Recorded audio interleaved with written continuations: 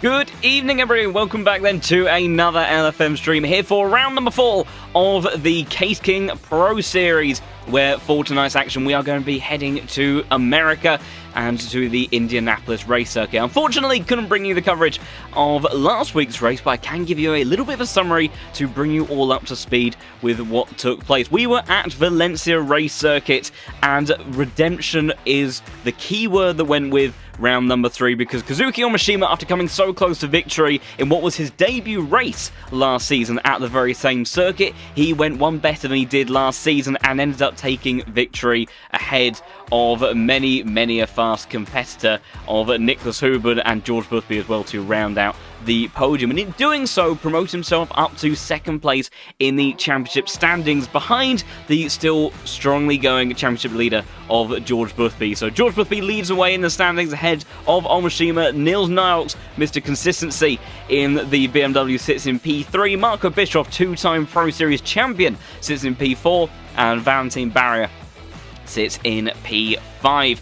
But we'll have to wait and see with this circuit this evening quite how the trials and tribulations of this tricky and rather dynamic type of circuit plays into the hands of all of these new cars, the likes of the McLaren, who are still kind of look to try to understand where each of these cars fall into place with all of those latest updates, because it is an interesting one. There's a balance here of slow speed corners, we've got some medium, high speed corners, and of course we've also got that very long back straight section that rounds out a circuit as well. So it's a very interesting dynamic that we're going to be seeing our drivers taking to for tonight's action. 14 turns and 4 kilometers of racing goodness around this circuit. Of course, this is the road layout, the road course of the Indianapolis circuit, of course, host to the world-famous Indy 500, but we like to do a little bit more than turning either purely left or purely right than some of our compatriots in other categories. And as you make your way down towards turn 1 and 2, we break our way into that infield section. Tricky sequence of corners as you head your way through the next complex of apexes, and then rounding your way through turn 6. You have to be a bit more patient than sometimes you otherwise think, and really maximising the exit through turn 7, down this back straight, overtaking opportunity in towards turn 8 under braking, and then through this kind of windy fiddly section of 9 and 10, carry the momentum through turn 11 onto this first mini section of the banking, and then down in towards turn 13, hard on the brakes through there, winding your way through 14 and into the final bank turn of 15 then, before heading down the start-finish straight once more. So it's going to be really interesting to see exactly how our drivers get on this evening with all of that. Also, apologies, I'm a little bit under the weather at the moment, not quite feeling my best, so I may have to breathe once or twice during this race as opposed to my normal approach, but I'm sure that by the time that we get into the action, that we will be watching our drivers really get underway, and they will keep me on my toes. And yes, we will be making our way over into the race, do not worry. We will be having our drivers doing their final couple of minutes of practice in just a second, and then they will be diving into qualifying.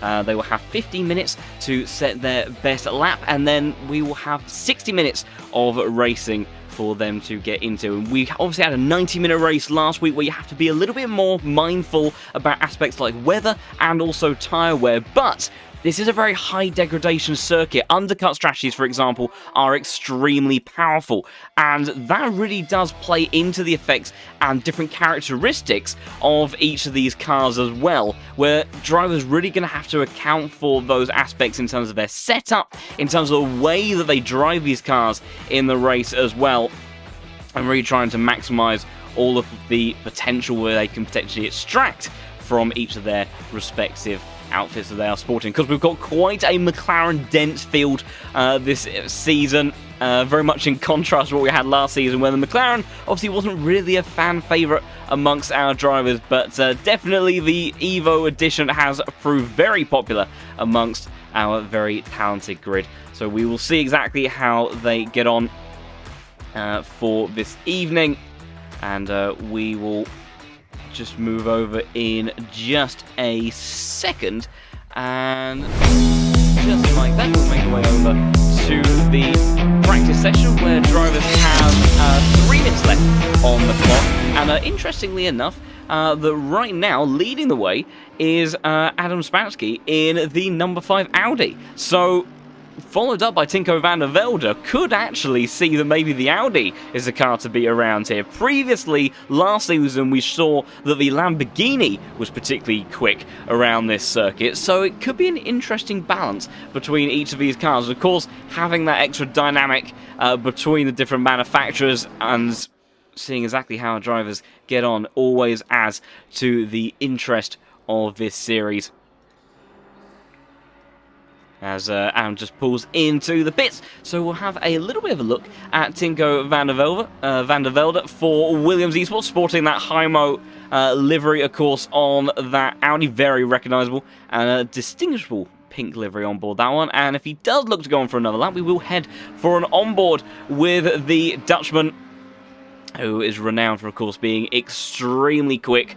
Hasn't always stuck with us for a full season. Maybe that will change for this occasion. See himself really be in the mix for the championship this time around, though he does have a little bit of catching up to do as of right now. Drove spectacularly at Brands Hatch, but currently sits P9 in the standings, so I'll have to see how he gets on. But we'll head for an onboard with Tinko, who's just set the fastest lap of the session on a 34.575, so down towards turn 1 for the first time in the slipstream of that McLaren ahead. Will perhaps give him a little bit of hindrance through this opening couple of corners. Obviously not quite so sensitive to dirty air as something like Formula 1, but you do still very much notice it in these GT3 cars. Patient on the throttle through turn 3, using all that exit curve now in towards turn 4, over to the left-hand side, back towards the right-hand side for swinging over into this tricky left-hander. That's what I mean about having to be patient through here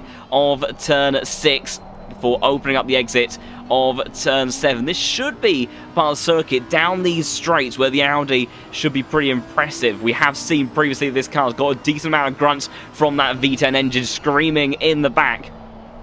Hard on the brakes then for flowing his way through these next couple of corners. You take a substantial amount of curb through there, but you have to be very careful not to go in too far to the apex, otherwise it really does start to bounce and disturb the car through that sequence of corners. See, he lost a little bit of time. He's very much marginal with his previous lap. McLaren is going to get out of the way before the final sector. This is a tricky one to get right. Got to be really careful with that inside apex, because it will send the car absolutely flying if you do cut it just a little bit too much. Patient on the throttle through 14 before swinging around in towards turn 15 to round out the lap. And just like that, a lap of the Indianapolis race circuit is done. It's going to be very marginal with his previous lap time for Tinko. It is an improvement to round out the practice session on a 34.507, so a tenth and a half clear of the next Audi on the circuit of Adam Spassky.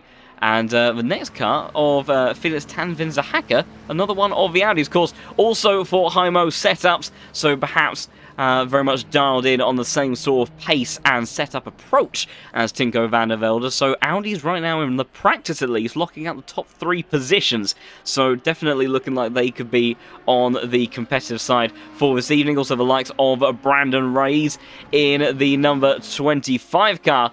getting another Audi inside the top 5 in the first non-Audi car, Noah Eder in that number 14 Mercedes, which is a new acquisition for the K Kramer Racing Esports driver. Speaking of said K Kramer Racing Esports team, we also got the Lamborghini of Marco Bischoff slotting into P3 at the tail end of this session. So I have to see how it all translates over to qualifying. Of course, drivers do tend to have different approaches in these practice sessions. You dial in the qualifying setup as much as you possibly can, or do you look to try to get those final bits of optimization for race pace and see if you can really kind of try to understand the tyre wear mechanics of your car and really try to extend your pace and longevity in the tyres in the race. Because, of course, being fast over one lap is one thing. Being able to maintain that pace during a race distance is a whole nother thing in itself. And, of course, you know, the tyre wear mechanics of ACC, very, very complex in terms of the fact that you've got, you know, with the revitalized updates that we had to the game, it's very much a case of keeping consistent tyre temperatures across the width of the tyre. So if you run very extreme cambers, for example, and you put a lot of pressure on the inside portion of the tyre, if you're running very negative camber on the tyres, that is going to create a very high distortion in extremes of temperature difference from the inside to the outside of a tyre, and that chemically is going to change the way in which that tyre behaves, and is going to promote additional tyre wear as a result. So you really have to be gentle and kind on the tyres nowadays. You can't exactly optimize everything, even sometimes over the course of a single lap, because you know the amount of energy that they're putting into the tyres over the course of a single lap and really pushing it to its limits can start to show their ugly head at the tail end of that. So you do have to be mindful, you know, what sort of tyre warm-up you do, what sort of setup approach you take into the race as well, really trying to make sure that you don't end up doing too much damage to the compound early on in the race, and really try to see how you can get it to last throughout the race distance.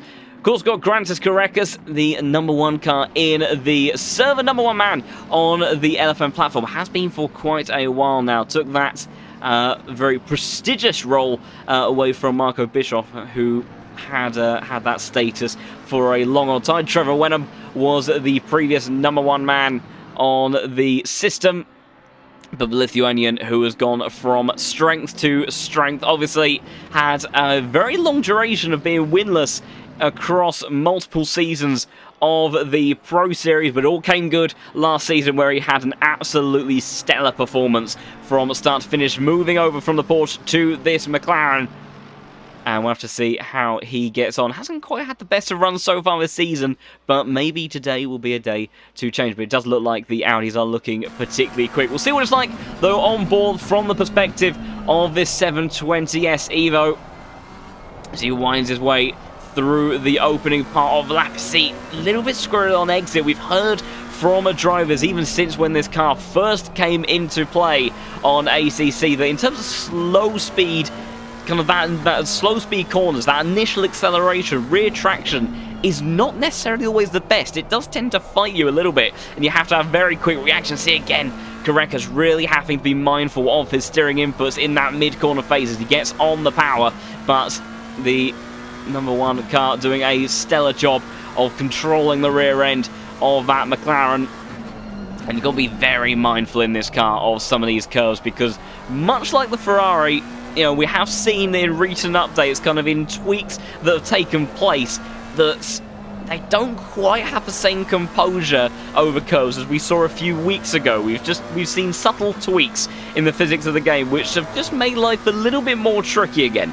So I remember seeing some demonstrations about the second chicane at Monza, where certain cars like the Mercedes kind of still skated over those curbs without much of an issue, whereas something like the Aston Martins, Ferraris, McLarens really did not have the best of times. So you have to be really careful at the moment in some of these cars that are a little bit less forgiving over curbs, as Caracas blasts his way down to the start-finish line. 35.1 for the opening time from the Lithuanian driver. We'll have to see how that puts him amongst those in the rest of the field. We are at optimal track conditions, and Niels Knox in the BMW goes purple in all 3 sectors, and must have only done it by a very small amount, because he's only taken the top time by about half a tenth over Kreckles, though was immediately displaced by Norita, who went purple in the middle sector. And then here come the Audis, 34.7 immediately from Adam Spansky in the number 5 car, the Polish driver, who has not previously really found himself at the tippy top end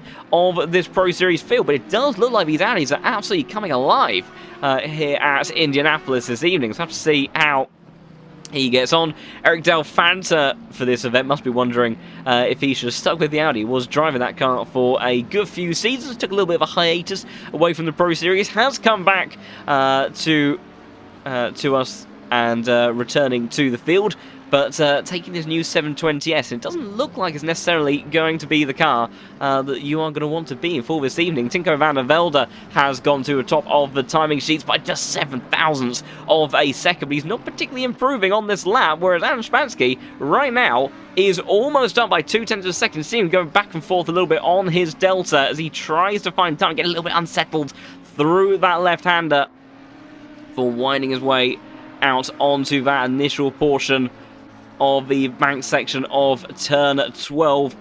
See how close he gets to the wall on the entry towards turn 13. There's not much more that you can get up to the concrete there. You've got to be very mindful not to snag it. Grand Crackers improves up to P3, 34.9 for the McLaren driver. So it's the first 34 that we've seen from any of the McLarens so far. So good stuff from the Veloce Esports driver. It won't be a case of damage limitation for those cars right now. Adam Spansky does go purple in sector 1 and 3. Doesn't improve in the middle part of the lap, but does do a 34.537. Big lap time from him, and right now Tinko van der Velde may not have gone quicker in the early part of the lap, but he's found a chunk of time in the final sector. He's up by 0.2. He's got a nice little slipstream from the McLaren in front. It's going to be pretty close and marginal with the Polish driver, and he just about does it by 100th of a second. These two swapping positions right now, left, right, and centre in the early parts of this qualifying session. We could very much see a duel between these two. Maybe the likes of Grand Crackers trying to pick up the pieces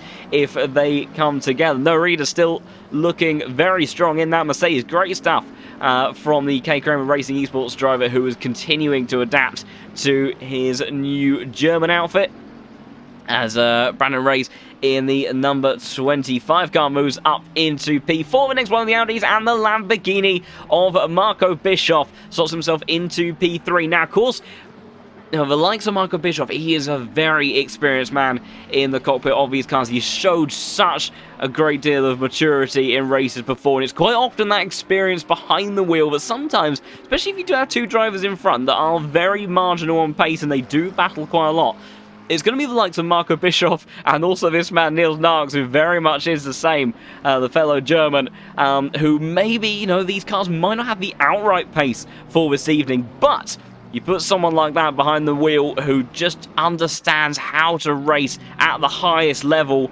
and can pounce at any of those opportunities that do come up, and that those crucial moments, it can be those times where the driver really makes a difference. Tinko van der Velde currently absolutely flying on this lap and really trying to cement himself in place at the top of this grid at the moment. He's going back and forth between a tenth, 2/10. There's going to be 2/10 improvements by the end of the lap. It's a 34.3. These Audis just getting faster and faster. They've put half a second now almost on the rest of the field.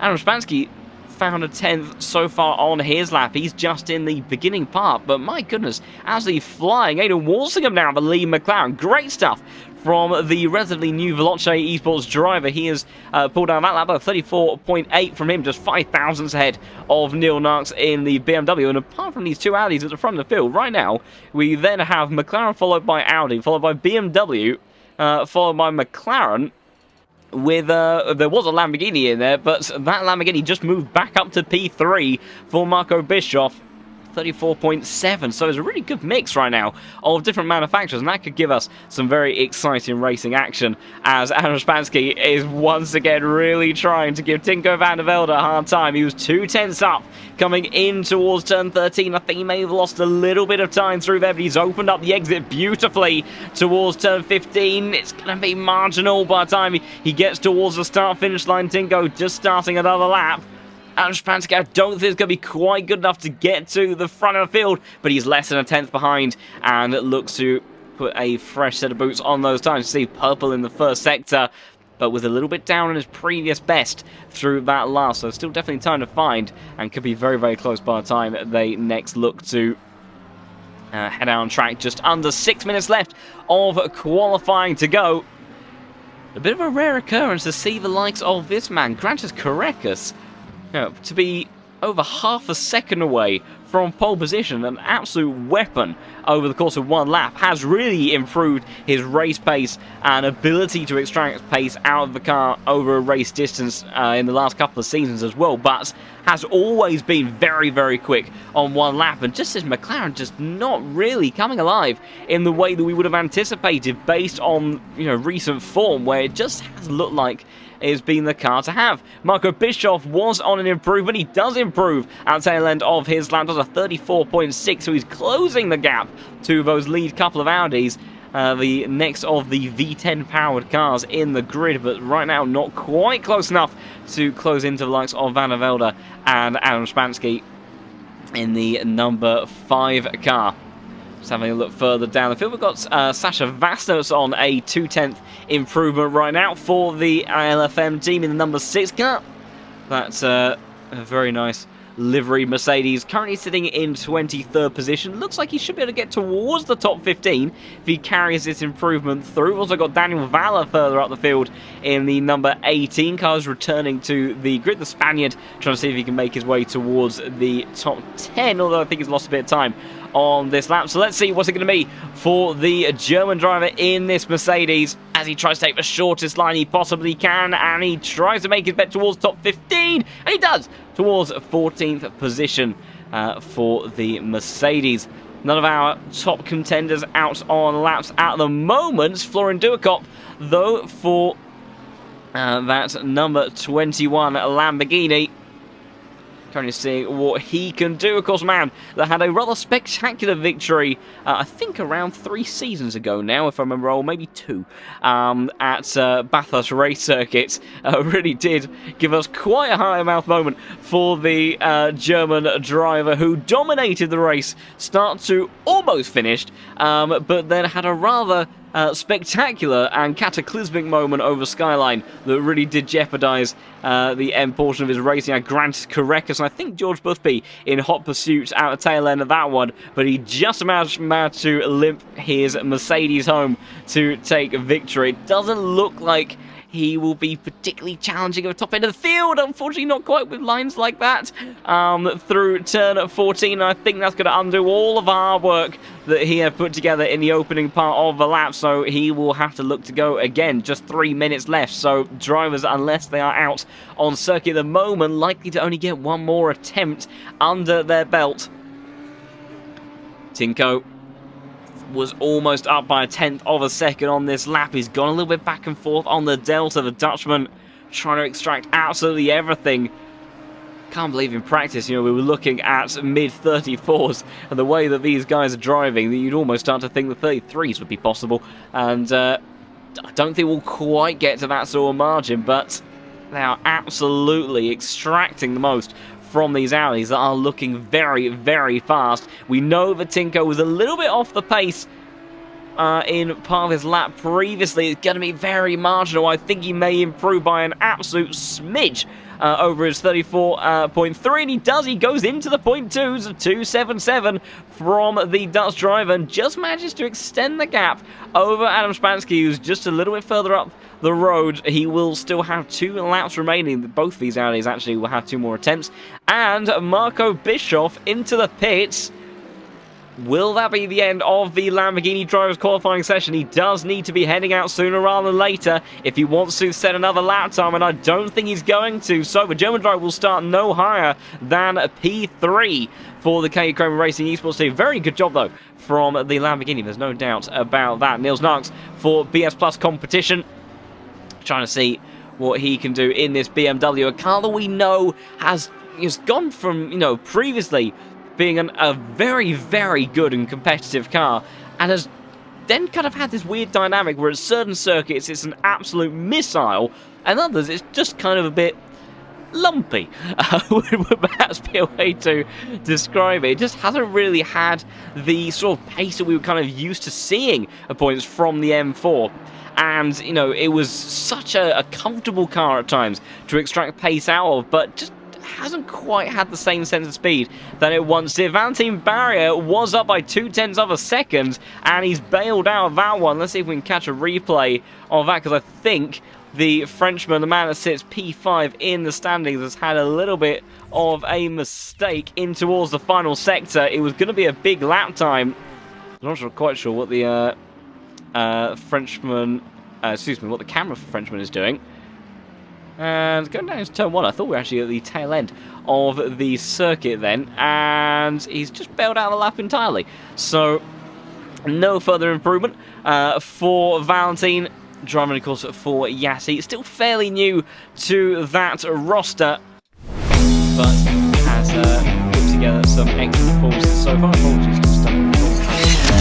We will make our way over to live driving in just a moment. Can tell you though that Tinko van der Velde is on a marginal improvement with his lap time. He has gone 1/10 of a second faster than he had done before as more and more drivers, and that is Adam Spassky that was just pulling over to the side of the road, so there will not be anyone, I think, to challenge the Dutchman, but he is trying to just make it all that more impressive. We saw how talented he was at Brands Hatch, where he was able to drive spectacularly in this number 10 car.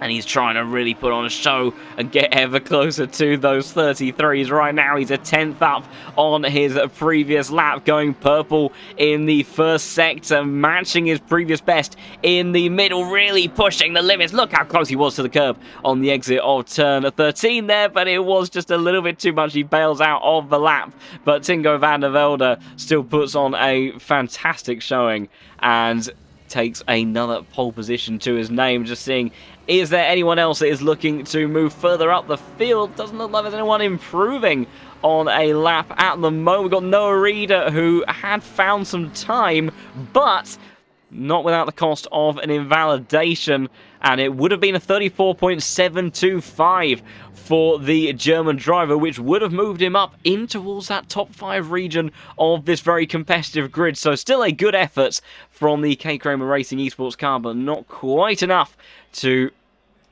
get himself up to where he would have wanted to have been. And I think as final drivers make their way towards the line, that will be qualifying over and done with. So fantastic stuff from the Dutch driver. And also just a little bit of a note from race control. The number 24 car that is in the hands of Alexander Pogorelov, a 5-second time penalty for causing a collision in qualifying. It's not something we see all too often, and I'm sure obviously a bit of an unfortunate mistake from the number 24 driver, but certainly something you don't want to be starting a race with. It's yeah, that's a rather suboptimal way of perhaps getting your evening of racing going. So we will make our way through the grid in just a second, and have a bit of a look at our final starting order for this evening's action. But Tinko van der Velde putting on a very impressive performance once more to show exactly why it is that he is just as competitive as we know him to be. Starting on a pole position with the likes of Adam Spassky on the other spot of the front row. The next of the Audis with Marco Bischoff starting P3. Good qualifying from him in the next one of the V10 powered cars, but from the Raging Bull instead. With Brandon Reyes in the number 25 Audi starting in P4. Fierce Tanzvin's Hacker makes it 4 Audis inside the top 5 for next of the Hymo Setups car. And then Nils Narks, I think he'll be pretty pleased with this qualifying for the BS Plus competition. BMW starts in P6. Aiden Walsingham leads away of the Veloce Esports drivers and of the McLaren, starting an impressive P7 ahead of his sister team. Driver of Valentine Barrier for Yasheet starts in P8 with Noah Reeder, the first of the Mercedes. But we know there was a little bit more time in the lap for the German driver. Rounding out the top 10, Grant Korekas an unfamiliar bit of territory for him, but I think that generally speaking, a lot of that, by the looks of it, is just that this McLaren is lacking pace around this circuit. Eric Del Fanta starts P11 with Matteo Nolli starting P12 in a disappointing qualifying session for the championship leader starting in P13. Not quite what we would have expected from George Boothby. Albin Manson starts in P17, Swedish driver who currently sits, I think, in P6 in the standings. Sasha Vassner, next of the Mercedes cars, starts in P15 with Yaroslav Honza, of course. The beloved streamer Jardier starts in P16 with Lasse Strager, the next of the Mercedes. Feels like there's a few more of those in the field tonight. Starts in P17. Daniel Vallon, that very distinctive livery McLaren car. We'll have to get a bit of a close inspection on the number 18 further into a race, and then followed up immediately by another very distinctive livery, of course one of the default ones in the game, but a very nice one of that for Lois Rainier in the number 12 car, with Dario Bejic next of the Lamborghinis to round out the top 20. Samir Fock in the number 20 car starts in 21st place, with Kazuki Omashima, last week's winner, the Japanese driver, all the way down in 22nd position. And then Oscar Tringali starts in 23rd for the first of the Ferraris. Can you believe that? A car that showed such impressive form and pace when it was first introduced to the game. Of course, the 296 that came along with that Lamborghini that initially was the weaker of those two cars. When we got the Porsche as well alongside, that was been strong from the was strong from the offset, but again, it's another car that really just seems to have disappeared off the face of the earth. It became has gone from the Porsche Cup from a few seasons ago to the McLaren Cup that we now have nowadays. So it's very much an up and down system along the way. So just catching up on a few of those positions. We have Jonathan Clifford in 24th place, with Ferro Steyer, Simonov, Florian Duicot, Michael Frey, Vit Shorka. I may have completely butchered the pronunciation there on that one. I may have to revise on that one as we go on. So apologies to Dennis. Pogorelov, who unfortunately got that 5-second penalty during qualifying, rounds out the top 30, with Dennis Shops, the next of the Lamborghini. With Hagstrom, Vickers, I can't see the rest of the name on my overlay brilliantly, but we'll return to that one as well. Starts in 32nd place, Toby Lang starts in 33rd, Nico Pendon in the BMW that he has sported for quite a while starts in 34th place, and Sandor Sabo in the number 33 car starts in the last spot on the grid, down in 35th position.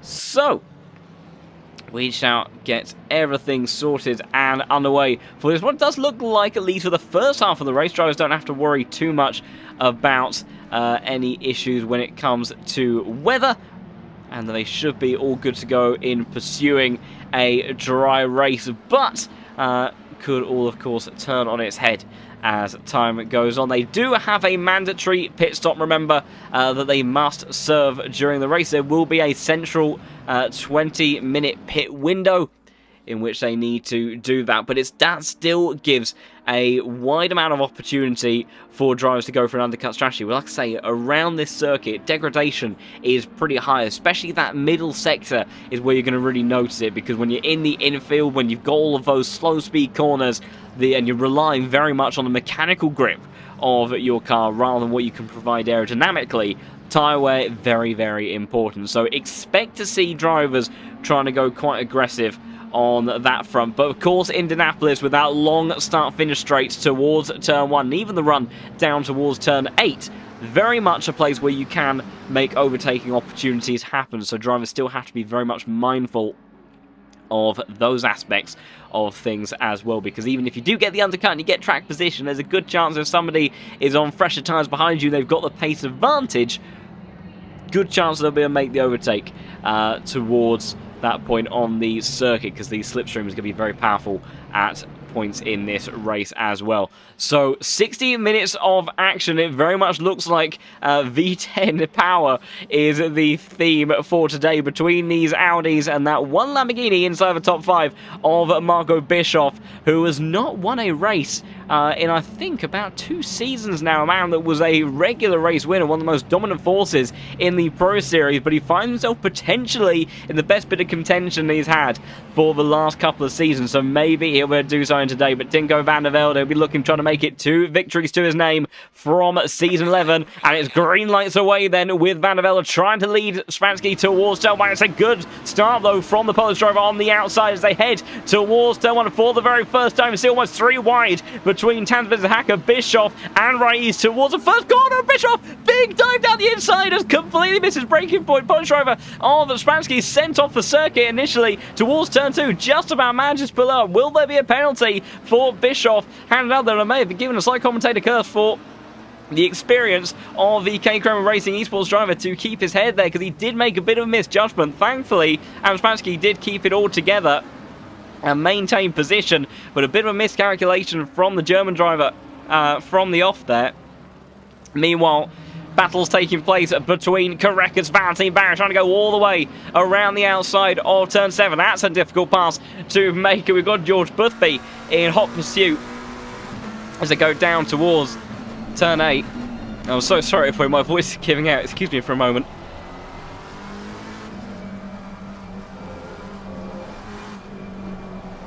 So I do desperately want to keep on going with this action. I'll do the best I can, but you can see Grant Karekas has fought off the Frenchman there. George Boothby immediately in hot pursuit, trying to see what he can do about the Yassi McLaren in front of him, but can't find a way through just yet for the championship leader. Dream start though for Tinko van der Velde. He's got a second gap all over Adam Spansky, which after that lap 1 incident with the number 2 car very much may have set the tone for his race, but we saw glimmers of brilliance from the Polish driver in qualifying, so very much opportunities for him to close down the gap on the Dutchman, especially if he does make a mistake at the front end of the grid.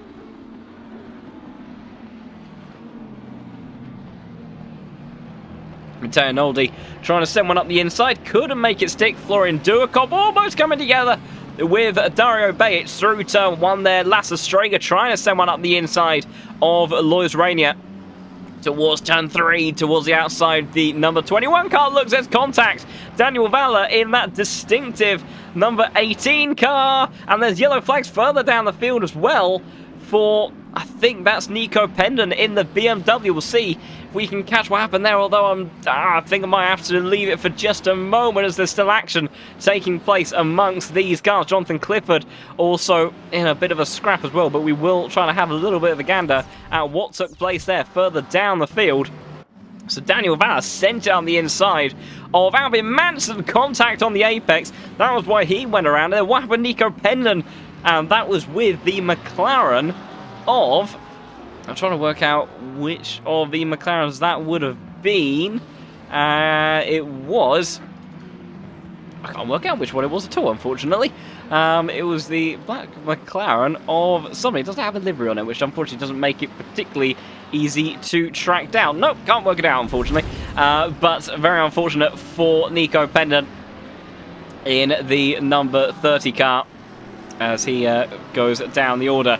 Tinko van der Velde continues to lead away, but Adam Spansky, 10th of a second faster on that last lap as he looks to reel in the race leader and trying to make up for that rather unfortunate incident on the opening lap. We'll keep an eye on the stewards' inquiries and see if there is a decision to be made. Sacha Vassano making decisions, sending out the inside towards turn 1 in that number 6 Mercedes. So he applies the pressure to Manson. That's already had a little bit of an eventful race so far in the opening lap, but Mercedes not quite able to do anything just yet.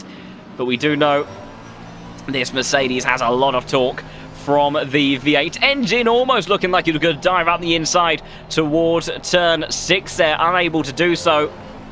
Got to be patient here, of course, 60 minutes of racing.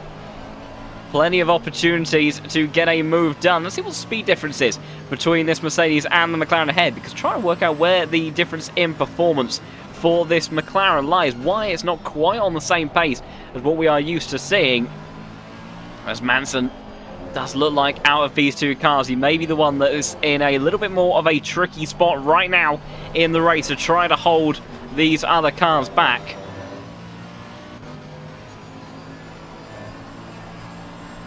As, thank you for the kind words in the chat. You are more than welcome for the broadcast, but I do apologise. My voice is giving me a very tough time this evening. Of course, immediately when we get into the racing action, but I shall do my best to fight on and bring you the coverage for what will undoubtedly be a very exciting evening of racing, as it always is in the Pro Series.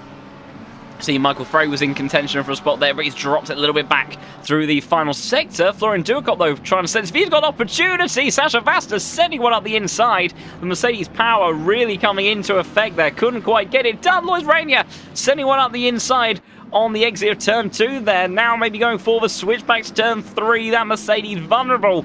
Cuts across the nose of the McLaren, though, runs a little bit wide on the exit. And the Frenchman now in hot pursuit of this Mercedes in front, but he's got to be mindful of the Mercedes behind of Lasse Strager, who is hunting all over the rear wing of that very distinctly liveried McLaren, and we are on board with going off into the grass. That was Dario Bejic further down the order in the number 8 Lamborghini as he tries to set off in hot pursuit of Florian Ducop. The Lamborghini just sitting in front of him, and it was, I believe, maybe Igor Simonov in that black McLaren. I get a feeling it may have been one further down the order. Still haven't quite managed to determine which one of the McLarens it was involved in that earlier incident. Meanwhile, up at the front, whilst the gap between P2 and P3 is extending, the gap between your front two of the grid is continuing to come down, because Adam Spansky has absolutely put the pedal to the floor over the last lap, has gained 0.3 of a second. Sasha Vassner and Lois Rainier swapping positions in the final sector, although it was the Mercedes able to maintain position. White flag for a moment of Tansvinger Hacker. I think that was just the game being a little bit sensitive on the run down towards the next turn. Meanwhile, it is absolutely manic towards the first turn. Lasse Strager tries to send one on the inside of the Frenchman. Has gone from being the attacker to having to defend now from the Mercedes of number 34 car. And anytime you start to battle, the consequences that has on falling back away from those in front of you and bringing those that were lurking behind into play is very extensive indeed. So you have to be really careful about what sort of fights you get yourself involved in. Dario Bejic hunting around the outside, the rear end of the number 21 Lamborghini in front. Doesn't make the same mistake he did on the last lap running wide. You do have to be careful not to go all too often, although it's not quite as sensitive as it used to be.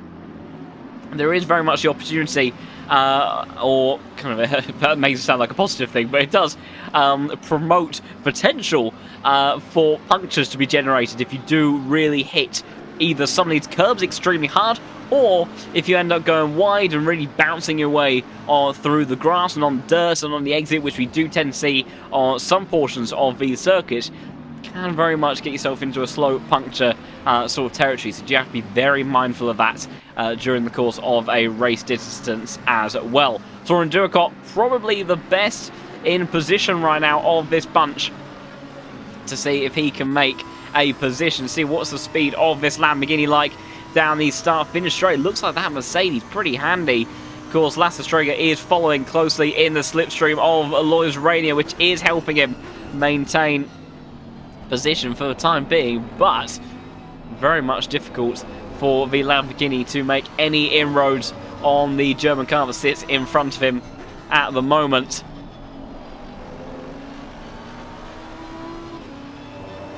Through the opening sector they go then. Adam Spansky also has dropped a little bit back now, so after showing good promise in the opening couple of laps, that gap has now opened back up to a second. We see the Mercedes, that number 34 car sliding around a little bit. Those rear tyres, got to be careful, because those will start to wear pretty quickly if you continue to put on that much slip angle. It does help you get the rotation through some of these slow speed corners, but over the course of a race distance, really not going to be ideal in terms of overall race performance. And Florian Duacop, it's that sort of driving that's allowing him to come into play a bit more. No Reader, though, looking very racy behind the back of the BS Plus competition. BMW of Niels Darks, who's gone very deep under brakes there, and that may make him vulnerable. That's the wrong rear wing, although he did get a very close look at Grantis Korekas lurking around the rear diffuser of the Mercedes. Florian Duacop has now just sent out the inside of Lasse Strager, so brilliant everything happening as soon as we look away. Let's see, what does Niels Darks get up to towards turn 1? Is he going to have to defend from the Mercedes behind? I think he's got just about enough pace down the start-finish race. So BMW, good legs on that car, as did not have to defend. Someone that probably wished he had, though, would have been Alvin Manson, who's had the LFM Mercedes once again send it up the inside. And there's contact with Florian further down the order. He's rejoined down in 26th place. It's all kicking off still amongst the likes of Samir Fock and Dario Bates. Well, Samir sending up the inside of the number 8 car. We'll see if we can catch what happens to Florian a moment ago. He just made up the move on Lasse Strager. And towards turn 1, oh dear, oh my goodness. That was a rather unfortunate miscalculation. You could see he almost, Dario Bajic almost managed to weave between the two cars there and let everyone get away unscathed through that. But unfortunately for Florian Duacop, it didn't quite work out in the way that either of those drivers would have been hoping or expecting. And I imagine that the stewards will have something to be saying about that. Also, again, up front, Tinko van der Velde may not have had the outright raw pace in the opening couple of laps, but the consistency still lapping within a tenth of a second of his personal best, which isn't a fast lap in the race, but it's pretty close, has suddenly opened that gap up to 1.5 seconds. So good stuff from your race leaders. He tries to make it 2 victories from the season. I think he would become the first driver to make it 2 wins for this season. So we've had 3 different winners in the first 3 races. See whether or not we can have a bit of a repeat. Meanwhile, Omashima, last week's winner, trying to send one on the inside of Fabio Steyer towards turn 1. We know that this McLaren is struggling, but we also know how capable the Japanese driver is behind the wheel of it. Last week is absolute proof of that, as he tries to extract everything he can from what seems to be a little bit of a weaker package around the Indianapolis race circuit than what we typically would have expected from this car. Big kick of oversteer once more. We saw Korekas struggling through turn 6 previously. It looks like it's the same for Kazuki.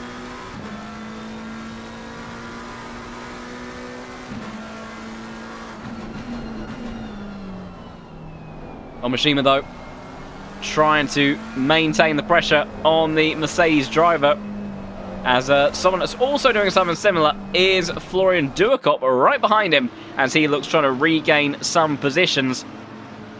And we will have a little bit of a gander at the stewarding sheet in just a moment, because I imagine they have been rather busy already in the early stage of this race, and we're barely 15 minutes in.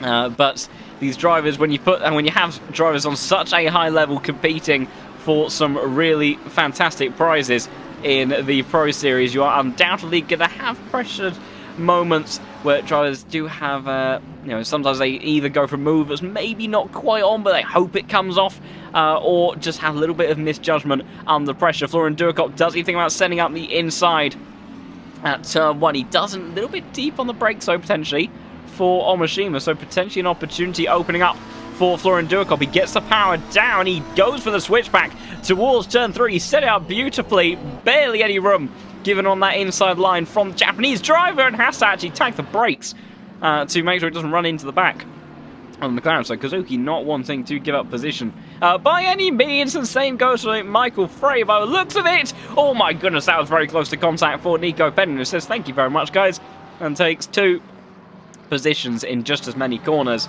as that was Michael Frey and Sandor Sabo that seemingly came together earlier on in the lap. As, oh my goodness, what happened there? I could have sworn that was Jonathan Clifford. Oh dear. Now, by my assessment, I do believe... Wait, he's...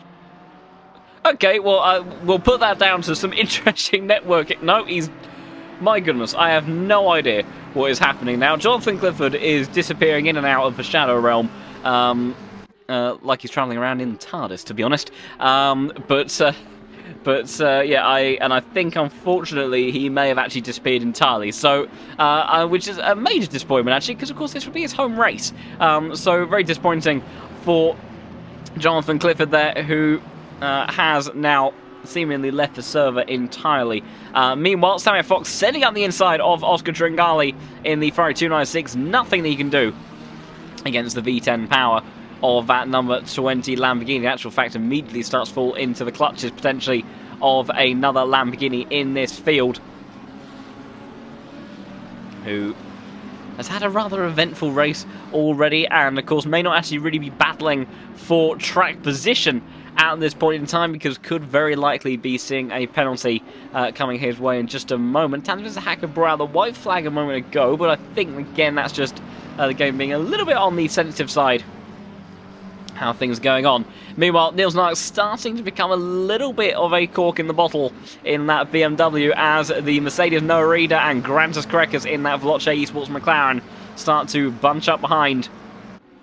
Grantus in particular was 0.3 of a second faster over the last lap, and Vazzy Barrier and George Boothby are coming along for the party as well. But we've seen the BMW is pretty handy in a straight line, so it's going to be tricky for them to reel in the German driver, much like Aaron Spassky having a bit of a tough time trying to keep up with Tinko van der Velde, who has continued to maintain fantastic pace. Now the gap up to about 2 seconds over the opening 17 minutes or so of this race, as this pack fighting for the positions at the tail end of the top 10, still trying to find any means by which they can get past one another. But it does look like, for the time being, that they will maintain positions as they are at the moment. So let's have a little bit of a look at what the stewards have been up to so far, because I imagine they've been in for a little bit of a busy time. So, 10-second time penalty for the number 15 car, and if I was to have to guess, that was actually Omashima for an incident on the opening lap.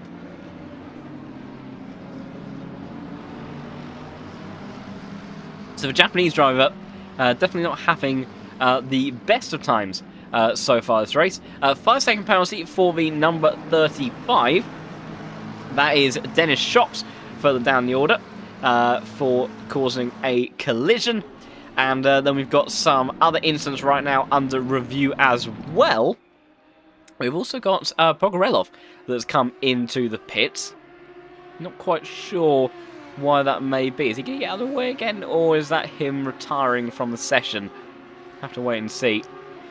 But the reason why I think it could be the latter is that it has unfortunately been hit with a 15-second time penalty by the stewards for the incident that we saw kind of taking place earlier on. I think, actually, thinking about it, Pogorelov is the McLaren that I couldn't quite identify for about the first 10 minutes of the race. Meanwhile, it's all kicking off further down the order with Samuel Fox, Daniel Valla and Oscar Tringali almost going 3 wide towards turn 1. Daniel Valla not as brave on the brakes as he would have liked to be. Oscar trying to take advantage of that. He's got the inside for turn 2, but not quite enough momentum to keep it all going in the end. Meanwhile, Dario Bates trying to see if he can open up an opportunity into turn 3. Can't do so. What about Toby Lang versus Hagstrom Viggerslew? Viggerslew? Or is that J? Oh my goodness, there's 2 O's with umlauts. I think I'm going to gamble here. I'm just going to go with Oliver. I think for number 31 car, I'll try brushing up on my Swedish for the next round. I do apologise to Oliver, but I think it would be better for everyone involved. Oliver putting pressure on to Toby Lang in that number 22 car, but not quite as much as Nico Pennon is. On to Michael Frey, who I think actually could be the other way around. Michael Frey trying to apply the pressure, trying to go around the outside. That's a brave move. And he's maintained that inside line heading in towards turn 9. Now to the outside of turn 10 before sweeping into turn 11, but can't quite get it done. Nico Pennon holds the Porsche off, who's now got the pressure of the man he had a slight coming together with earlier on of Sandor Sabo in that 720S McLaren. A little bit of a kiss of the wall on the entry there. It's given a potential opportunity to that McLaren if he can line up the exit towards turn 1. But you see the acceleration, the traction of the Porsche. I was about to say it was actually very good, but got a little bit squirrely before they got out onto the banking, though. Someone's trying to make up an opportunity is Oscar Tringali in that 296, making his way past Daniel Valla in the number 18 McLaren. So good stuff there from the Italian driver. Meanwhile, at the front end of the field, gaps still opening up bit by bit between your top 5, and very much also maintaining the gaps we were seeing before with the likes of Nils Narks, Noah Ida, Karekas, Barrier and Boothby all fighting for those final positions inside the top 10. White flag for Boothby, but again I think that's just the game having a little bit of a moment.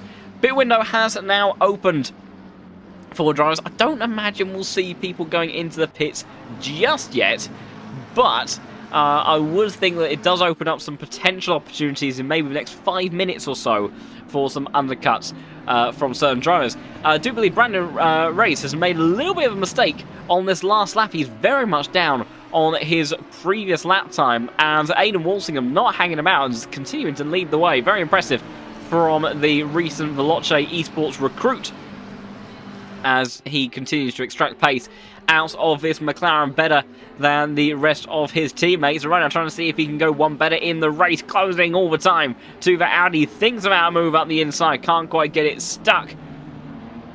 And Brandon, composed, holds on to that position. But if these two start to scrap, they've got a pretty hefty train of cars lurking behind. If we go on board the rear wing of Aidan Walsingham, you can see you've got Neil Narks, which is a pretty menacing sight to have behind you, just as much as going side by side through turn 1 and 2 for Samir Fock and Igor Simonov, as Oscar Tringali tried to get in on the action, sending one up the inside himself. And there's a little bit of door banging on the entry. Daniel Valla now coming through, trying to see if he can get involved in this, and the McLaren. Oh, Simonov struggling now to hold on to position, just as much as my voice struggling to stay alive. Simonov does fend off Daniel Valla through that part of the lap. Dario Bajic trying to get involved as well. I'm not sure it'll be close enough to make a move down towards turn number 8, though. Oscar Tringali looking very racy in that 296, which I think is a pretty good effort. It's not a car that we've seen be particularly competitive as of late, so it's great to see it coming back into some level of competition. And that's a wide line for Brandon going through turn 14 there, but that's also an equally wide line for Aidan Walsingham, so he may have cost himself a bit of an opportunity there. But I am interested to go on board actually with Nils Narks, see what sort of straight line speed this BMW's got. You can see it's gaining a little bit down the start-finish straight. Of course, isn't quite locked into the slipstream as much as some of the other cars are. Meanwhile, Dario Bajic is the first driver to come into the pits then. So, deciding to go for that early pit stop and going for the undercut, and is going to try to see if he can make up some positions as a result. So is Dennis Shops in the number 35 car. Meanwhile, your race leader opening up the gap now to 3 seconds, half a second quicker than Adam Spansky on the last lap. Tinko in a much more comfortable, happier place than he was at Brands Hatch, where he was under pressure the entire time as he jumps over those curbs. Gotta be careful. But then again, it was this man that I think kind of redefined the racing line of Brands Hatch when we were there. So the young Dutchman still continuing to push the boundaries in what is possible and how to extract pace, and clearly is also been very exceptional at doing that. Some more penalties. Number 5-second penalty for the number 27 car. That is to Michael Frey. Meanwhile, things kicking off between Fabio Steyer, Florian Duakop, and Igor Simonov through that middle section. I think that might continue as Nils Niles comes in to the pits. So that's a pretty bold pit stop call for the German drivers. He very much is going on the earlier side of the pit window, so I have to see how that plays out for him. And That is the only penalty, only new penalty we've had so far. Another driver coming into the pits was Daniel Valla in the background.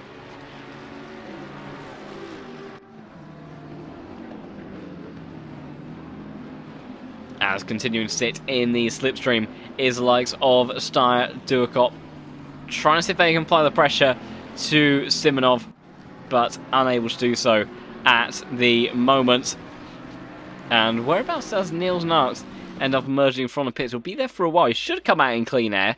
So he had a pretty healthy advantage over those that have pitted previously. Dario Bajic, of course, will be the first one that comes across all of that.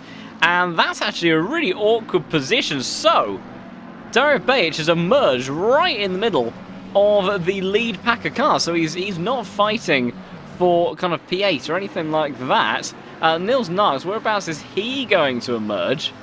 If I can actually find him once more on the board. So he's just coming out of a start-finish straight now. I think he's going to find himself in a relatively similar position. That's your race leader, Tinko van der Velde, make his way down towards turn 1.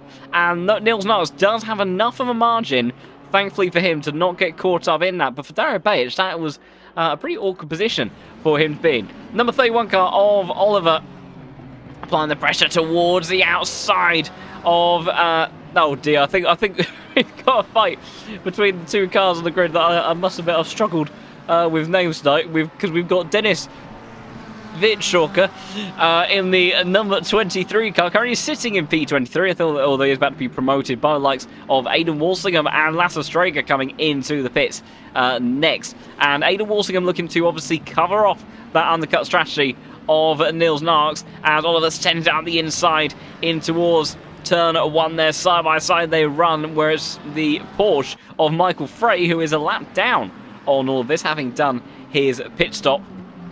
That is merely just watching on and hoping that these guys don't slow him up too much. But of course, he can overtake if he is faster, but he can't impede the other cars in the process. It's a really difficult position, sometimes a little bit of a vague position almost, in terms of how you kind of look to address some of those aspects. And we'll also go back on the move then. Our whereabouts is Niels Narks. So Niels coming through turn, the final turn now. In fact, I think it was actually on the other parts of the banking. Aidan Walsingham just a bit further up the road, and it does look like Niels is going to pretty comfortably come ahead of Aidan Walsingham, and that gap to me looks significantly larger than what we saw previously.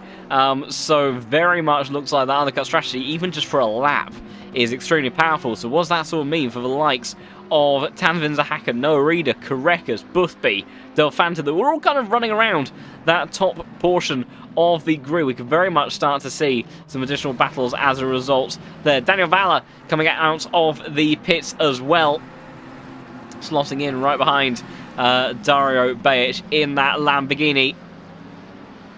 And I can understand drivers perhaps sort of slight unwillingness to pit too early. You do have to be mindful of that, but there is a point where that extra lap of tyre wear isn't going to make too much of a difference in the grand scheme of things, but it can make all the difference in terms of where things sit for track position. And track position very much can end up impacting the net race results. So very much something the drivers should be aware of. And I'm surprised the likes of Adam Spansky perhaps didn't go aggressive on it. He's got a decent margin to Marco Bischoff, 3 seconds down in P3.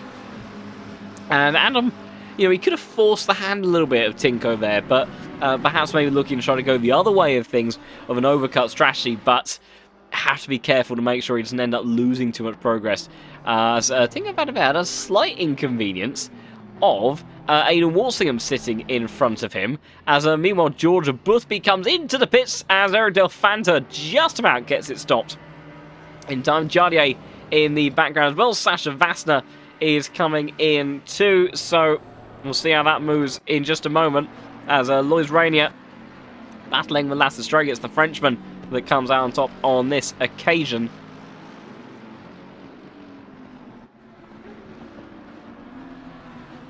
Strager sending one up the inside in towards turn 6 now, trying to see if he can force the issue with that Mercedes. He's done a fantastic job, but he'll now be stuck on that outside line all the way around the outside. Number 34 goes. Brilliant racing from these two. We know the Mercedes is decent in a straight line and is also pretty good in terms of being able to hold the position, I think, on this inside line, unless he goes too deep, swapping to the inside line, back to the outside.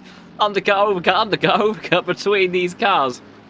But in the end, that's Strager coming out on top. Fantastic stuff from the Mercedes driver. George Boothby and Del Fanta, all as well as Jardier, all back on the move. So, Nils Narksen around the final turn. You can see he's maintained that gap. It's a 4.5 second difference to Aidan Walsingham further back. So it's all going to be about Walsingham coming down the start-finish straight, where the likes of Boothby, Jardier, Del Fanta all start to appear. Can't see them so far, and it's going to be pretty close, actually. It's very close between the pair of them.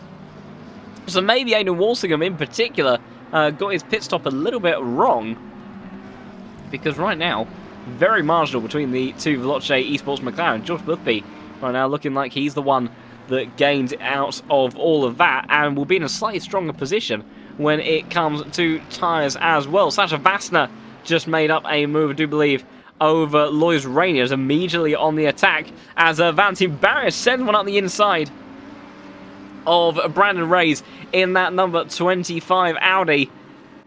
Coming out of turn 7 there, looking like he's trying to see if he can get the V10 power, 7 up the inside at turn number 8, but he can't quite make it stick.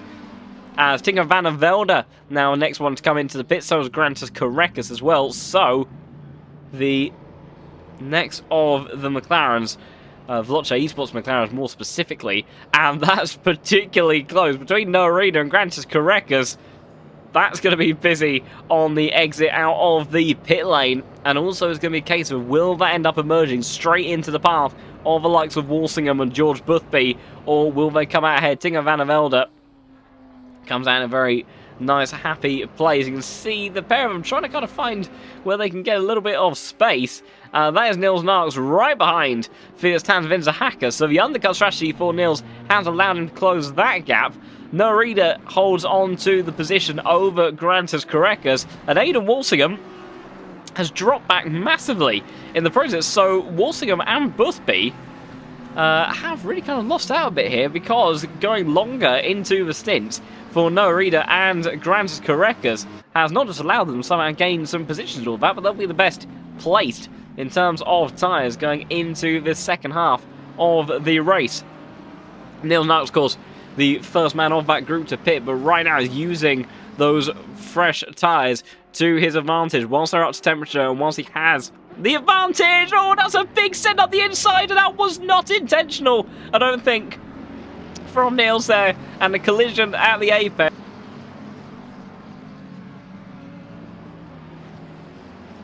And it all goes wrong, unfortunately, for the German driver, who was just looking to make up some moves and see if he can make his way in towards the top 5. We'll have another look on the replay and we'll go on board with Nils. They were heading down towards turn 8. He looks up the inside. You can see he heads on the brakes and then just he brakes that smidge too late. He gets it all caught up over the curbs. And then in gathering himself back up again, Noah Reader and Correcus go through. And I imagine there could be a rather harsh penalty going the way of the BS Plus competition car, and the man that sits P3 in the championship standings may be about to find himself in a little bit of a pickle when it comes to the stewards' inquiries.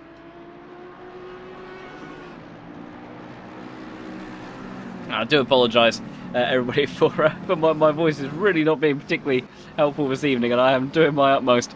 But at least if nothing else, these guys are putting on a stellar show, as always. Valentin Barrier was pretty close to making up a move over Matan Nordi not too long ago. In actual fact, I think Valentin may have lost out a bit amongst all of the action that we've seen elsewhere. He's ended up dropping behind Matteo and Jardier, and is now down in 15th position And other than Marco Bischoff and Oliver in the number 31 car, that is a true position right now. So I think he would be P14 by the time Oliver does his pit stop. But the Frenchman really not benefiting through the pit phase of this race whatsoever. Gap between the effective lead two of this race of Van der Velde and Spansky, about 4 and a bit seconds, so very much in line with what we saw prior to the pit stops. And we saw that on fresh tyres, Adam Spansky did seem to have the advantage, but within about 3 laps, very much was swinging back towards the Dutchman in terms of pace. First flying laps then on these fresh tyres for the likes of Noah Reeder and Grantas Karekas, who's got the BMW of Niels very much applying the pressure, looking up the inside at turn 1. Wants to try to redeem himself pretty swiftly in this race, although I have a feeling that he may likely be under some sort of pressure for an investigation. And in actual fact, look, Stewart have called that one no further action, and in fairness, that probably is a pretty fair remark, because it didn't really lose Felix too much in the way of time, and of course the driver made the mistake was the one that ended up paying the price. So a fair bit of action, or rather lack of, from the stewards there on that front. So Niels doesn't have to worry about having a penalty to deal with, but may have to worry about Aidan Walsingham trying to recover positions and applying the pressure directly behind him.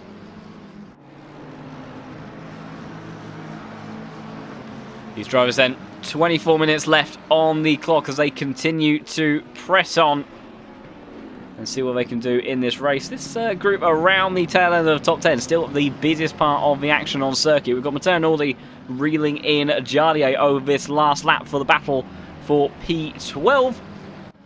And we've also got this little three-way scrap between Vitshoka, Lang and Pendon, as also coming into the party is Kazuki Omashima as well, who's making this very busy and may in actual fact be about to launch an attack if the Finnish driver isn't careful down in towards turn 13. Doesn't quite do it in actual fact. Nico Pendon, it goes on the chance, centre at the inside of Toby Lang. Towards the outside then he goes. Omashima getting a great view of all of this, trying to set up the exit. That's tricky for the BMW, and now Omashima having to go all the way around the outside onto the banking there, and Dennis Shops being brought into this as well, go on board. The front splitter of the number 35 car is gaining in the slipstream all the way down this start-finish straight, pulls to the outside. Omashima goes middle of the road defending in towards turn 1. Lamborghini very, very deep on the brakes, trying to go all the way around the outside of the BMW. Then a little bit of contact at turn 2. Pendon, though, still very much there. And they head through turn 3, and he gives a little bit back there, and a bit of a wiggle for the number 35 car. And Pendon then does hold on to that position in the end. Omashima, though, already pushing on to the back of Toby Lang, trying to see if he can dispatch of another car. Of course, a few of these penalties that have been dished out earlier on in the race would have been served at the pit stop, so I think that's the explanation for why some of these cars have ended a bit out of position. Meanwhile, talking about penalties, got a 5-second penalty for the number 18 car, so that is Daniel Valla, down in 24th place. And also a 5-second penalty for the number 11 car, and that is Valentin Barrier. So we didn't quite see what it was that maybe dropped him down the order, but by the looks of it, it was a collision involving the number 16, and that was of Matteo Naldi. So something happening there between the two McLarens, and the result is that the Frenchman currently sits 5th in the championship standings right now, looking to score no higher than 14th position if things were to stay as they are at the moment. Eddie Walsingham still applying the pressure to Niels Narks just in front, with George Boothby and hot pursuit. A lot of Veloce Esports McLarens in one space. And Walsingham right now really applying the pressure down towards turn 8. And yeah, I can understand the opinion there in the chat over the steward's review of that incident between Niels and Tanzer the Hacker. And of course, stewards, they have a lot better access to kind of the replays footage and everything than we do. And yeah, it's a it's a decision that they've made. I can see why they've arrived at that decision, like I say, because the only car that really paid a price for it was Nils himself. But yeah, I think a different set of stewards on a different day could well have easily maybe given him a 5-second penalty, something like that, for the incident down in towards turn 8. Speaking of incidents, something I do believe has happened to this man who's having an interesting time and has retired from the race entirely. That is Dennis Shops. Oh my goodness! Well then, we rejoined that at a rather inconvenient time. So that was Sandor Sabo, who in one form or another got absolutely clattered by Dennis Shops. Who we can see then on the replay. Unfortunately, because he's disconnected from the server now, I can't actually see his car, or I can't click on his car anymore.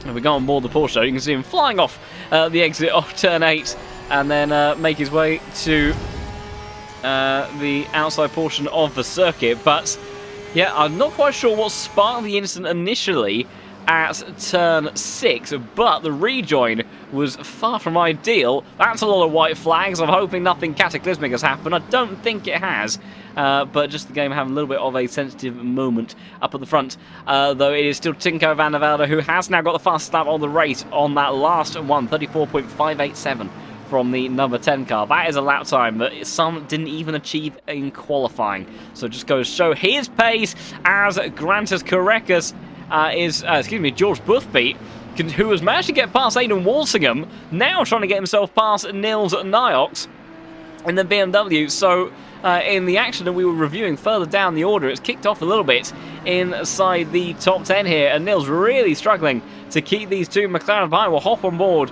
the rear wing, and these McLarens, whilst they may not have been the best in qualifying trim, they seem a little bit more handy over the course of the race. And the championship leader, who right now isn't on course to have a victory to his name once more, but trying certainly very much to have damage limitation to his championship, because the likes of Tinko van der Velde, Marco Bischoff, Norita, all those names, and Grantas Karekas is mentally not too much further up the field, but all names right now that would be outscoring him and could very much be in contention for the championship later on in the season. Number 21 car of Florian Duakop making his way past Igor Simonov in the opening sector, and I think we've had a little bit of an explanation. So looks like the number 31 car, that is Oliver, was spun Dennis Shops around, and then the rejoin unfortunately into the path of Sandor Sabo. So a little bit of a series of events led that one. Unfortunately, it very much is a case, particularly, actual fact specifically with some of these GT3 cars, maybe not so much things like the BMW, but those that kind of these mid-engine cars, a lot of the windscreens are actually quite difficult to see out of at times, and there are very much some blind spots, and it can be very tricky in terms of perspective on when trying to initiate the rejoin sometimes. So a little bit of an unfortunate error from Dennis Shops there, but these things very much all do happen to drivers at least once. I've had my fair share of very questionable shenanigans, shall we say, whether it be strategy related or just generally just doing something mind-bogglingly silly behind the wheels. So it does happen to very much the best of us, and all our lessons learned to be taken forward in the future. Meanwhile, this battle inside the top 10 between the likes of Knox, Boothby and Walsingham still continuing to rage on. Walsingham dropping back a little bit. We didn't quite see how he ended up dropping the positions in the first place, but to George Boothby, but certainly doesn't seem like he's had the best race pace in the second half of this one. But right now, George Boothby, the one that's applying the pressure to Nils Knox in that BMW. This group now 3.5 seconds behind Grantas Karekas, who himself is trying to get himself up into the top 5 and in front of Norita in that Mercedes. Been a pretty lonely race for the top 4 though, with Tingo van der Velde now 5.5 seconds ahead of Adam Spansky, who's 7 seconds ahead of Marco Bischoff, who is then 4.5 seconds ahead of Tanzvin Zahaka. So let's see, it's particularly in this second phase of the race, it's been pretty much calm and peaceful for those top 4 positions, and then anything after that, it's kind of been a case of anything goes really amongst these bunch of Maternaldi now coming under pressure once more from Vanteen Barrett towards turn 1 they go, but he can't quite get the move done on this occasion, and Jardier being reeled in by the pair of them on these last couple of laps. We have a 3-way fight between the McLarens in just a moment if it continues to head in this direction. It's George Boothby, of course, one of the winningest drivers in the Pro Series, but it's just never... He's never quite been with us for a whole season. I think he's looking to commit to this one potentially a bit more fully than we've seen from the British driver in the past, and he is the championship leader at the moment, so every position that he can potentially get could all very much be in his interest for trying to get the maximum amount of points that he can and give himself the best chance possible of coming away with a championship victory for the first time in his rather illustrious LFM career. Of course, he's won many a thing on ACC, but the Pro Series Championship hasn't quite been one of them, which I'm sure that he will value to be the greatest prestige of them all for the number 4 car.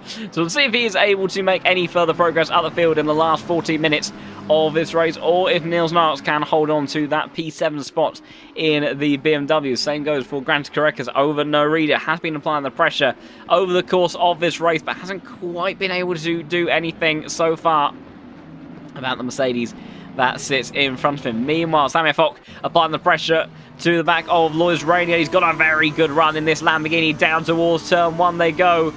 Lois Rainier holding that inside line. Samir Fock, how brave is he under brakes? He's pretty brave indeed. He's given the space on the outside, sweeps around the outside of McLaren in towards turn 2. Can Rainier do anything to fight back on the exit? Defensive line taken from Samir there in towards turn 4, and the Lamborghini driver will end up coming out on top in that scrap.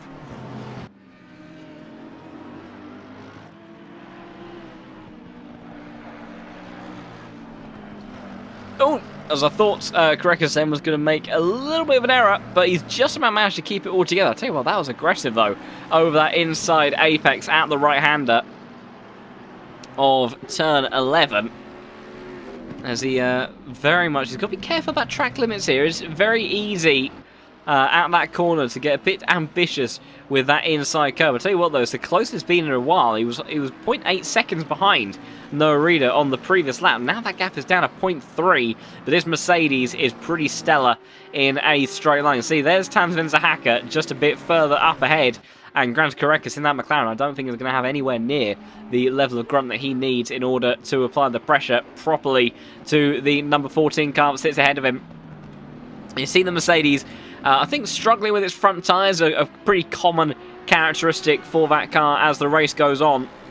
And out onto the Manking, the Mercedes was running a little bit wide on the exit of turn 15 there relative to the number 1 McLaren, piloted by the Lithuanian, the reigning champion of the Pro Series.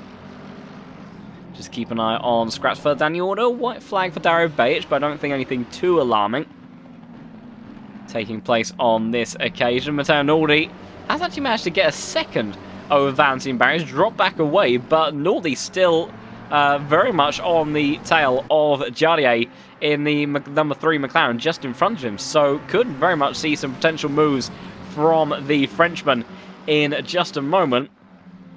Meanwhile, just some more penalties that have rolled out. So we had a 5-second penalty dished out for Vanteen Barrett. I think we knew about that one already. We had a 5-second penalty for the number 22 car, and that was Toby Lang that has got that one, and that was for an incident with Nico Penman.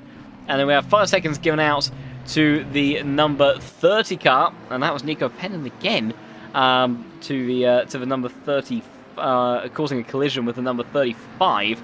To believe that could have been Dennis Shops, if I'm not mistaken. And then we have some other incidents under review at the moment as well, which I think the stewards are still somewhat deliberating over at the moment. Just over 10 minutes left to go in this race then. And whilst the top 5 may be pretty settled at the moment for the most part, Norita versus Grantis Correc is still very much a fight on the move at the moment.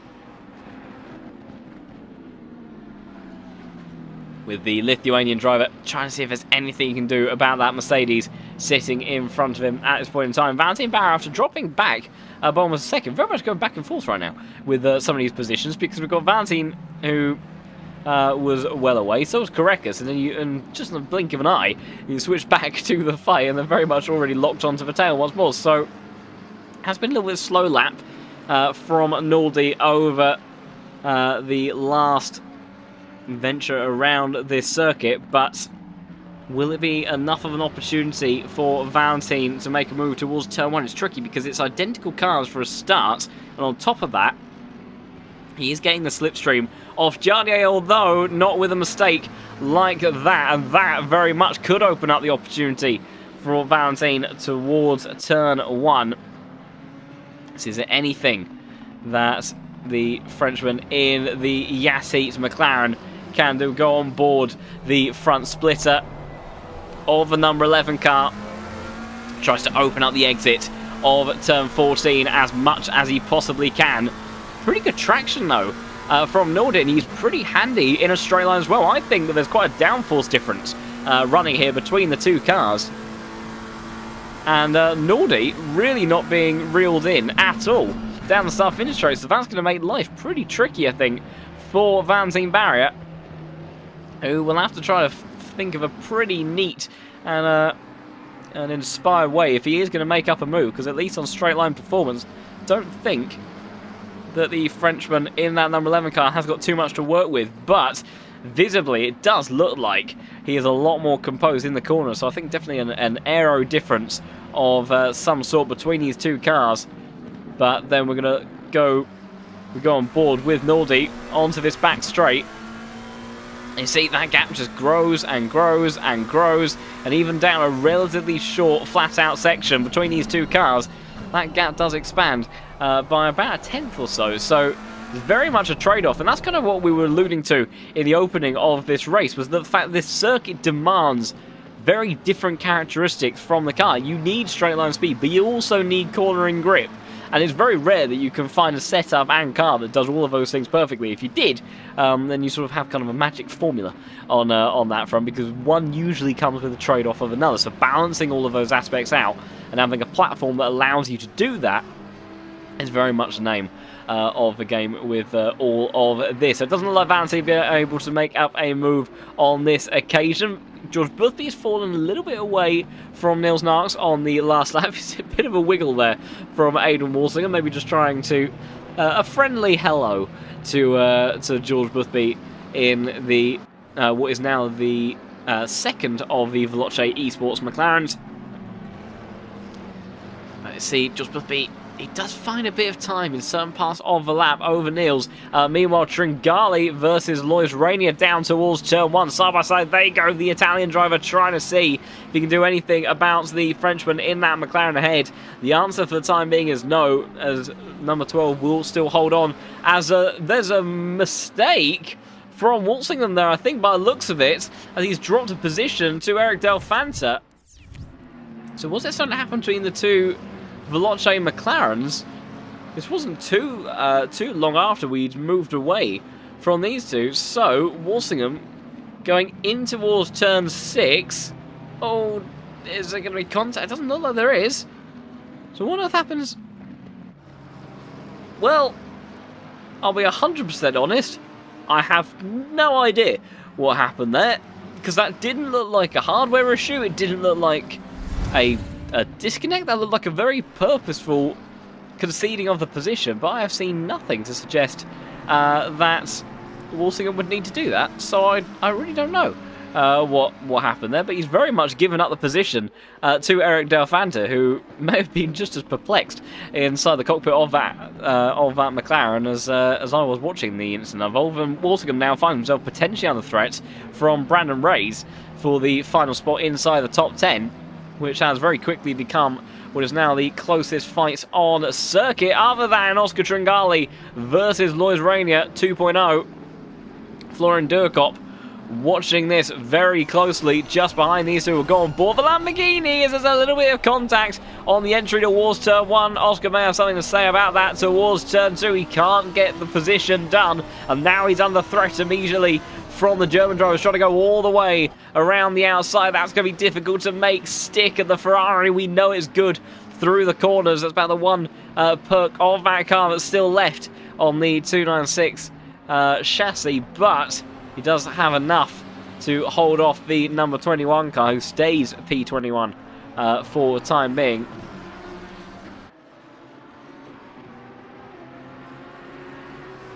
Continuing to keep an eye on the stewards' inquiries as well, see if there is anything that has come about over recent laps, and there's been quite a bit going on. So we've got a 10-second penalty for the number 35 car. I do believe that may have been Dennis Shops for the incident he was involved in. Of course, he's not in this race anymore. We had a warning for the number 16.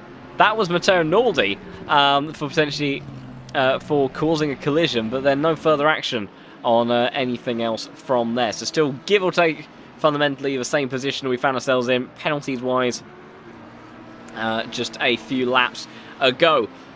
Oscar Tringali then running out of opportunities, but that's a wide line again for Lois Rainier. He's really struggling by the looks of it with understeer onto this back straight, but he's had enough of a margin this time around, I think, unless it's going to be a dive from the Italian, and that's exactly what it is. Towards turn 1 he goes. He's absolutely nailed the apex. Lois Rainier has to give him the space. Great side-by-side action between the pair of them now. And you know that Florian Durkop is going to be getting involved in this one as well, and he's got involved a bit too much. And he's very much had a close interaction with the door of Lois Rainier, almost into the door of Daniel Valle as he comes flying on through on the grass as well. And Florian Durkop, unfortunately, in that particular case, sensing an opportunity, sent it up the inside, and yeah, contact on the apex there. There's immediately an incident that is under review by the stewards, who must be feeling pretty proud of themselves today. Actually, they managed to catch up with the incidents pretty quickly in this race. It's usually a bit of a race for the stewards after the first couple of laps to try to get through everything as quickly as they can to make sure they do get all the penalties and everything addressed as the live during the race. They do a fantastic job, and a big thank you as always to them, as well as everyone else at LFM that makes all of this possible. Of course, the same goes to caseking.de for sponsoring this series and providing all of the wonderful prizes that these drivers are racing so hard for. Florian Durkop, after that mistake, still potentially in a position to actually make an overtake here. He's gaining in the slipstream of Daniel Valle, the Spaniard in the number 18 McLaren. Down the inside, the Lamborghini goes towards turn 1, and I think there's going to be space left for him in towards turn 2. Florian does leave space, and he will get the position moves up into 23rd place, and no further action on the incident between himself and the number 12 car of Lois Rainier. Then I think very similar to Niels Narks, the stewards deciding to go for no further action, as effectively the car that committed the error was realistically the only one that came off with a particularly bad end of the stick for the incident. So keeping it as is. Just noting at the front, as there'll be, I think, 2 laps left to go, unless Tinko feels particularly brave and decides to lift off by 4 seconds on the final lap. Adam Spansky very much maintaining the pace with Tinko over the last couple of laps. Meanwhile, there's a bit of something happening with Darren Bajic further down the order, and that is Florian Durkop and Daniel Valle trying to go through now, and that is almost 3 wide towards turn 13. Daniel Valler getting caught up amongst this, now trying to go all the way around the outside. That's tricky to do. He's trying to keep his nose on the inside for turn 14. Can't make it stick. I'll tell you what though, something else has suddenly kicked off in terms of a fight. Gained half a second last lap. No reader out of nowhere. He's gone from being under pressure from Grantis Correcas to right now being glued to the rear end of Felix Tanzman the Hacker. And in typical Pro Series fashion, you cannot predict anything up until each car has gone over the finish line at the end, because it really is that if these guys are driving, if they are breathing, there is an opportunity for something to happen, for us to have some more drama to watch. Have to see if he can get the toe down the start-finish straight to potentially make up a move. Sasha Vassner also glued to the back of Lasse Strager on the final lap of this race, as well as Florian Duerkop continues to see if he can try to make his way back through the order and get himself back into 21st position where he was just a few minutes ago. Has a good chance of doing it if he stays composed. Tinko van der Velde starting his final lap of the race, and you can see again, just in the background, Aaron Spansky's brought that gap down from about 5.5 seconds at one point in this race to 4.9. So he has maintained pace in the second stint better. Maybe he had a miscalculation with his pressures in the first stint, because he has certainly been in a more competitive spot for the second stint, but I think the damage was already done for his race. Norida unable to make a move in towards turn 1. Will that be the one and only opportunity that he had going down the drain? Meanwhile, it's all kicking off between Oliver in the number 31 car and Daniel Valler swapping positions as well, with Simonov and Florian Duerkop very similarly. So Florian has managed to make his way through in that final sector of the lap, and Dario Bajic has joined in on all of this for company as well. I think he's going to be getting pretty involved in this in just a moment. On board the front splitter of the number 8 car, trying to go all the way to the outside.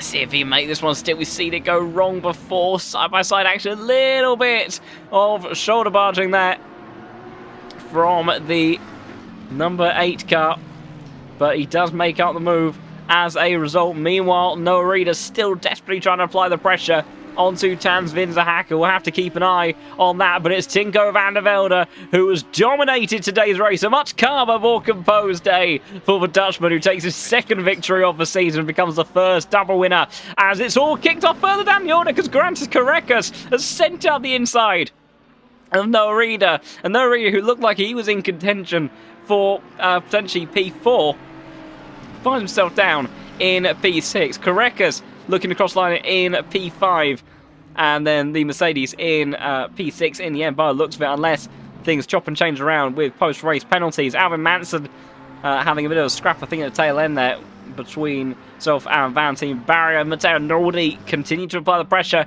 to Jardier, but couldn't quite get it done in the closing stages of the race. Samit was close up to the back. Oh no! I think Valentin's run out of fuel. And that's why he suddenly dropped back, and he is just about going to make it to the line. But a disaster for the man who was already having a tough day in the office, and he came into this race 5th in the standings. That is not how you want to finish the race whatsoever, as the rest of the cars make their way towards Lodz. It's going to be a drag race between Omashima and Vitshoka, but no positions able to be made. And I think the last car on his way to the line, Michael Frey, just a couple of seconds adrift of Sandor Szabo, as they make their way to the line to close out that race, as Tinko van der Velde puts on another stellar performance. I'm sure, I mean, these drivers, they do tend to be pretty busy in the cockpit of these cars, but I think by comparison to what we saw him go through at Brands Hatch, that he has definitely had what I imagine he will consider a bit of a nicer time in the office today, and thankfully and wonderfully, he is sitting in for an interview already. The man, he goes purple in most sectors, and he's certainly, I think, one of the fastest queuing drivers that I've ever had for interviews. So we will look to bring him in just a second before we then make our way through the race results officially. So let's get in your race winner from today. Tinko van der Velde, first man to take 2 wins this season, and a bit of a calmer way, potentially, in comparison to your first win over at Brands Hatch for what you had today at Indianapolis. Did you prefer it over Brands Hatch? Was it a little bit less sweaty in the cockpit this time around? Yeah, I do prefer this, although it's a bit more boring.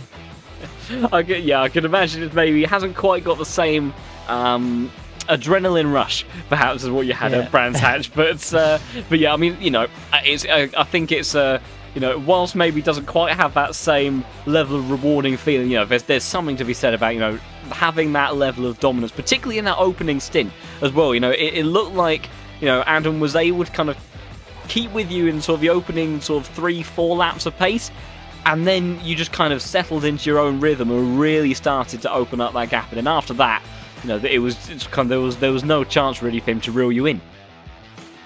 Yeah, I just noticed his pace was really good. So it's like I'm gonna have to push really hard because I can always miss the box and lose like 3-4 seconds or something. So I had to absolutely push to my max to get that safe window. So that's what I did. And the second stint, I don't know why, but my tires tight a little bit, so it was a bit tricky. Yeah, it was interesting. I did notice when we were kind of monitoring the gap, because the gap when you came out of the pits was pretty much give or take the same as it was when you both came in, but it didn't change as much during the stint.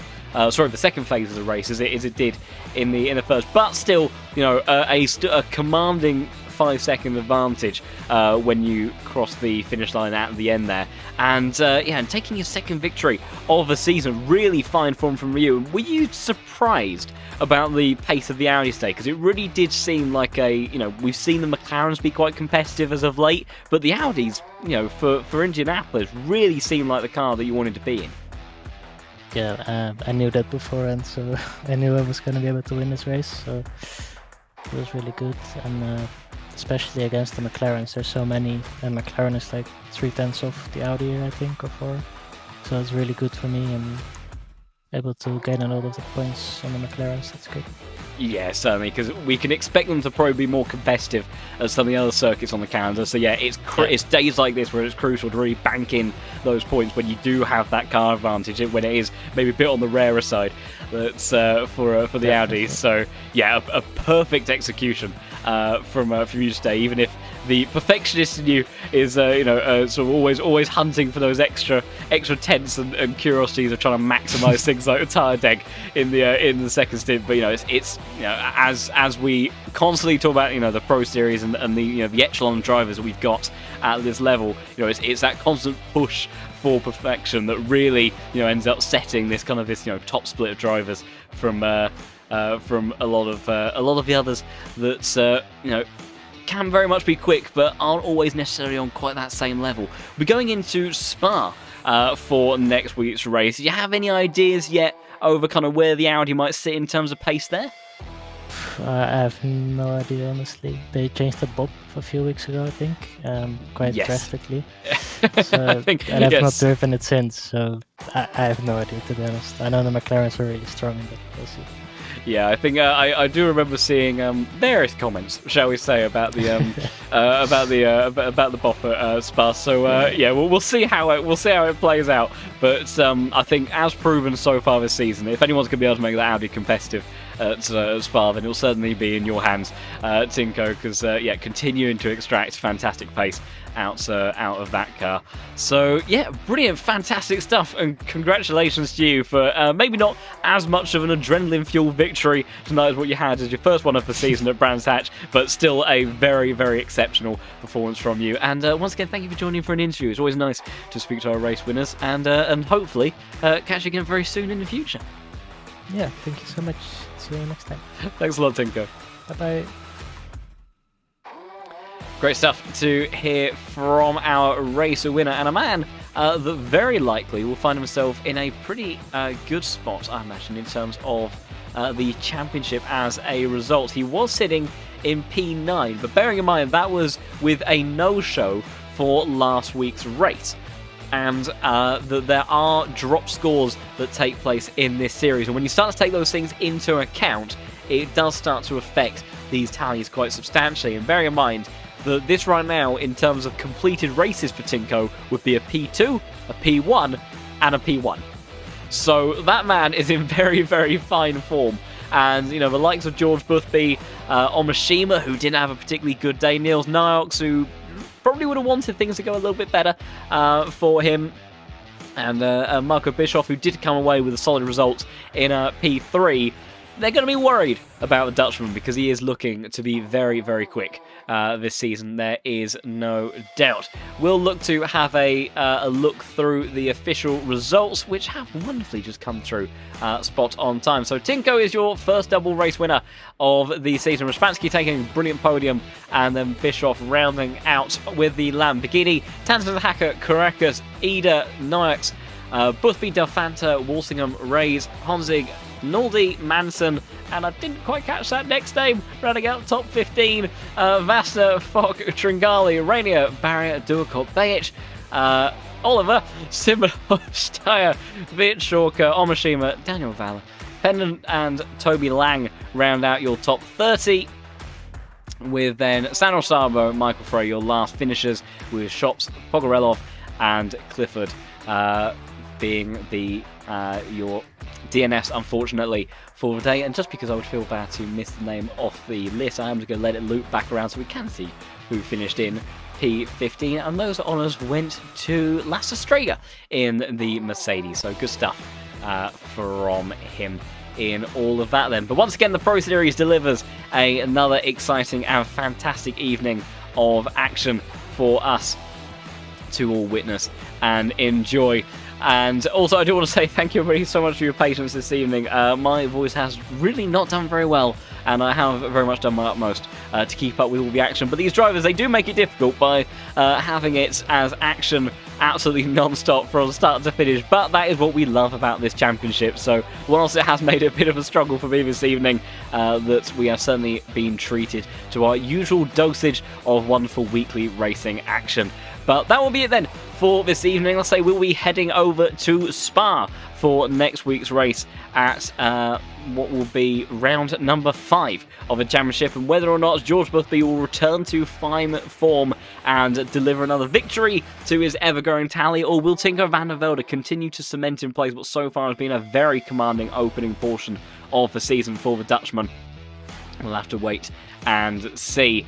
But if you have enjoyed the racing from tonight, then do consider subscribing to the channel. And also, if you want to have a bit of a taste of the racing for yourself, then do head over to the lowfuelmotorsport.com website, get yourself signed up, get yourself a license, and you can work your way through the ranks and join in championships just like this. And of course, there is the daily racing that you can get involved in week on week, and start to move your way up through ranks and compete for other prizes amongst those other series as well. If ACC GT3 isn't quite the thing for you, then R-Factor 2 may be the place to go, as that is also on the LFM platform now and has some very exciting things with prototypes, single-seaters, the Nordschleifer if you're a complete madman and really want to experience all the thrills that sim racing has to offer, then you can do all that over there as well. A very expansive choice for you to get your sim racing needs into with all of that.